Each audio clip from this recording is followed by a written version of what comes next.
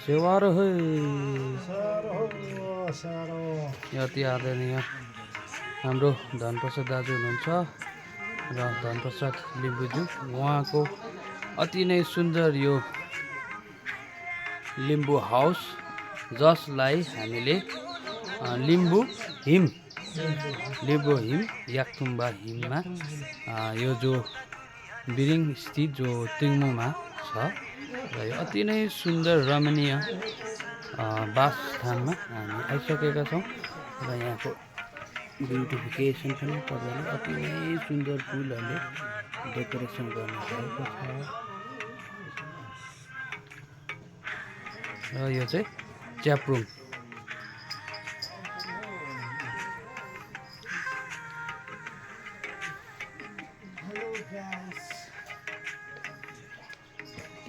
सुन्दर कुराले सुसज्जित यो घर हाम्रो आदरणीय हजुर मारुति लिम्बुज्यूले यो अति स्नेहपूर्वक उहाँले सजाउनु भएको रहेछ यो सुन्दर घर देख्न सक्नुहुन्छ।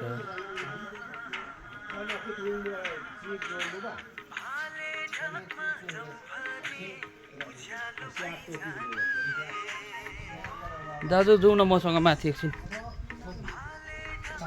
माथि त यो घरको डिजाइनलाई चाहिँ के भनिन्छ हौ दाजु? लिम्बूहरूको एउटा ट्रेडिसनल डिजाइन हो। हजुर यो चाहिँ हाम्रो यो घर बनाउनु हुने इन्जिनियरहरू चाहिँ लोकलकै हुनुहुन्छ है? लोकलकै हो। यो विशेष गरेर चाहिँ कसले सुरु गर्नुभएको थियो? यो मिस्त्री बनाउने हजुर हाम्रो माथि धनसिंह भाइ हो, हाम्रै गाउँकै धनसिंहज्यूले है। उहाँ अनि दिपक है, दिपक उहाँ दुईजना हाम्रो गाउँमा यस्तो राम्रो राम्रो हेर्नु नि कलाकृतिहरू छ होइन, यहाँ देख्न सक्नुहुन्छ।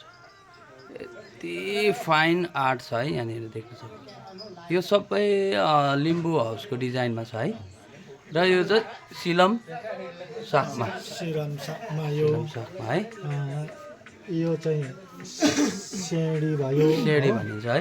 अन्त यसलाई यो बिमको नक्सा है, यो हातको यो लक अब मुटुको भन्छ, यो पैसा है, यो ढाका टोपीको है, यो चेप्टे सुनको नेसेफुङ भन्छ। के भन्छ? नेसेफुङ भन्छ। नेसेफुङ चेप्टे सुन भन्छ हो, सुब्बाबाट नेसेफुङ। यो के को काठको हो यति साह्रो? यो सैगुनको। यो दैलो पनि सैगुनको है। यो चाहिँ बलियो हुन्छ? बलियो है, एकदम मजबुत बलियो, लङ लास्टिङ हुन्छ है। यो चाहिँ च्याप्रुङ है। यो विशेष गरी लिम्बू जातिको चाहिँ एउटा जातीय बाजा। यो चाहिँ तपाईँको विशेष गरेर शुभ कार्यमा, बिहा कार्यमा, यसरी पूजाहरूमा है, खुसियालीमा एउटा बजाउने बाजा है। यसरी नै माथिल्लो तालामा पनि जाउँ न दाजु, तपाईँको अवलोकन गराइदिनुहोस् न है। यति नै सुन्दर छ। यहाँदेखि चाहिँ माथिल्लो ताला गइन्छ दाजु। र हामीले चाहिँ विशेष गरेर हाम्रो सुब्बा जाति लिम्बू जातिको यहाँ ट्रेडिसनल हाउसमा अवलोकन गरिरहेका छौँ र अति आदरणीय डिपी लिम्बुज्यू हुनुहुन्छ र उहाँको यो न्युली कन्स्ट्रक्टिङ हाउस जो चाहिँ अहिले कम्प्लिट बनिसकेको छैन है दाजु? कम्प्लिट भएकै छैन है, अझै रहेको छ। र यहाँनिर चाहिँ उहाँले मकैहरू पनि झुन्डाउनु भएको रहेछ है। यो देखाइदिनुहोस् है। यो चाहिँ मकै, यो चाहिँ फर्सी हो। फर्सी है। हजुर। उहिले राख्ने गर्थ्यो यस्तो। पहिलादेखि नै हजुर। यो राख्यो भने चाहिँ एउटा घरमा एउटा सह पनि है। पनि हजुर। यो पहिलाको अन्नमा ठुलो हो, अब गर्दै थियो पहिलाको। बुढापाका पुर्खौलीदेखि गर्दै लिएर आएको। हजुर। पहिलातिर त अब यतै उब्जाएर खाने थियो है। यो चिजहरू चामलहरू तपाईँको फाइन राइसहरू आएको थिएन होला। थिएन, थिएन। यो मकैहरू मकैले चाहिँ बचाउँथ्यो हाम्रो है जीवन। तपाईँको यहाँ एकदमै सुन्दर यो चाहिँ धुप्पीको है दाजु। धुपीको यति राम्रो डिजाइन गर्नुभएको रहेछ। यो यसको फिनिसिङ पनि एकदमै राम्रो हो दाजु। हजुर। फिनिसिङ। यो अहिले फिनिसिङ मिस्त्रीमा चाहिँ को हुनुहुन्छ? यहाँ चाहिँ हाम्रो हाम्रै गाउँको ज्वाइँ है, सरोज होइन? सरोज। हाम्रो ज्वाइँ अति नै उहाँ राम्रो फाइन आर्ट मिस्त्री गर्नुहुन्छ र उहाँको यो चाहिँ कला है। डिजाइन चाहिँ सबै दाजुले नै सोच्नु भएको। हजुर। अति राम्रो गर्नुभएको रहेछ नि त।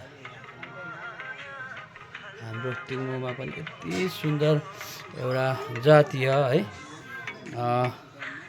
याक्थुम्बा किङ सुब्बा हाउस बनिएको रहेछ। तपाईँहरू हाम्रो गाउँ अति नै रमणीय सुन्दर स्वच्छ गाउँ टिङ्मो, यो बिरिङ स्थितमा, यो बिरिङ प्राइमेरी स्कुलकै जस्ट तल्लोपट्टि छ है दाजु। यहाँनिर तपाईँहरू अवलोकन गर्न आउनु सक्नुहुनेछ। र यो घर चाहिँ अझै कम्प्लिट भइसकेको छैन। अब इन फ्युचर चाहिँ हामीले यो घरलाई चाहिँ तपाईँको भिलेज टुरिज्म, इको भिलेज टुरिज्ममा हामी जोड्न लागिरहेका छौँ। र तपाईँहरू पनि कहिलेकाहीँ यसो आफ्नो परिवारसित, फ्रेन्ड्स एन्ड फ्यामिलीसित आएर यो अति नै सुन्दर मनमोहक घर तपाईँहरूले अवलोकन गर्न सक्नुहुन्छ। दाजु के भन्न चाहनुहुन्छ? सेवारो त्यो त अब यता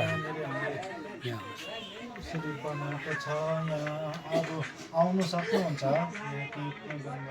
यो चाहिँ सबै दाजु यसको फन्डिङ चाहिँ तपाईँ आफै है? आफै। यसमा कुनै प्रकारको अहिलेसम्म सरकारको सहयोगहरू हुन सकेको छैन। छैन।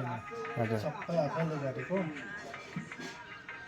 र तपाईँले अब यसलाई कुनै प्रकारको यदि सुब्बा म्युजिक भिडियोहरू या त कुनै फिल्महरू सुटिङ गर्नु आउनुभयो भने तपाईँले दिनुहुन्छ?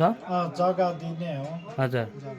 जग्गा उहाँले दिनुहुन्छ। एकदमै यहाँनिर फुलबारीदेखि यहाँनिर अगाडिको यो आँगनहरू पनि एकदमै दृश्य राम्रो छ है। यहाँ पर यो परको देख्दै गरेको टिङ्मोहरू हो है, मिडल टिङ्मोहरू हो। एकदमै सुन्दर। यहाँ फुलबारीहरू पनि एकदमै राम्रो छ। तपाईँहरू यहाँनिर सुटिङहरू पनि गर्न सक्नु आउनुहुनेछ र यहाँ टुरिस्टहरूलाई पनि घुमाउनु ल्याउनु सक्नुहुनेछ है। र सबैजनालाई स्वागत छ। र दाजुले समय दिनुभयो, यति सुन्दर घरको अवलोकन गराइदिनु भयो। तपाईँलाई एकदम मनबाटै म धेरै धेरै धन्यवाद दिन चाहन्छु। अनि आउने दिनहरूमा तपाईँलाई हार्दिक शुभकामना, तपाईँको अझै प्रगति भएर जाओस् भन्ने कामना गर्दछु। धन्यवाद। Thank you.